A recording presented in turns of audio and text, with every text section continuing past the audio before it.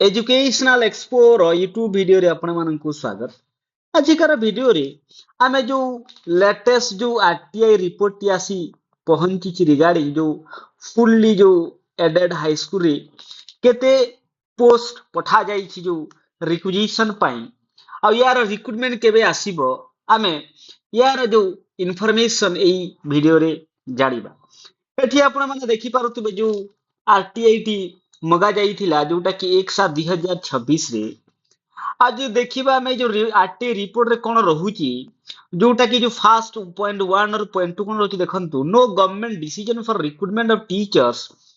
In non government fully aided high school has been receive at this level. जो non government high school रे जो recruitment पाई वर्तमान किछि information ये जो तांको पाखरे नहीं। द्वितीय जिनिस है the total number of subject wise vacancy propose for recruitment in fully aided high school is as follow जोटा कि ए जो जिनिसटा आपण मानकर इंपोर्टेंट रहुची कि को सब्जेक्ट रे केते केते पदवी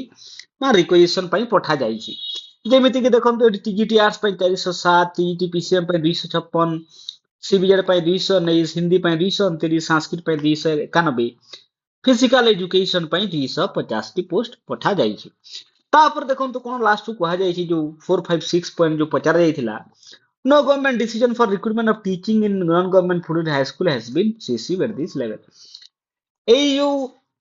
अनुष्ठान को वर्तमान पर्यंत यार जो रिक्रूटमेंट पई कोनोसी इन्फॉर्मेशन पहुंची नहीं ए पर्यंत। किंतु कथा होची आपण माने देखिथिबे एई जो लेटर को जोटा कि 6/7/2026 रो जोटा कि